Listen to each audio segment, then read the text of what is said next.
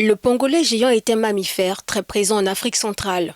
Son mode de vie et sa reproduction sont encore peu connus du monde scientifique. C'est pourquoi, depuis près d'un an, l'équipe de recherche du Parc national de la Lopé observe l'animal grâce aux caméras pièges installées sur plusieurs endroits du parc. Ici, ça c'est un terrier. Donc, on place des caméras pièges en fonction des endroits qu'on trouve. Les pangolins vivent dans des galeries qu'ils creusent avec leurs griffes.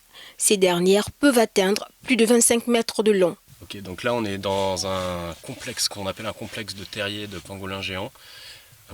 Sur ce site-là, sur 50 mètres de diamètre, on a environ une dizaine d'entrées. On n'a pas trouvé de grosses chambres de repos encore. À mon avis, c'est localisé vraiment au centre de ce complexe.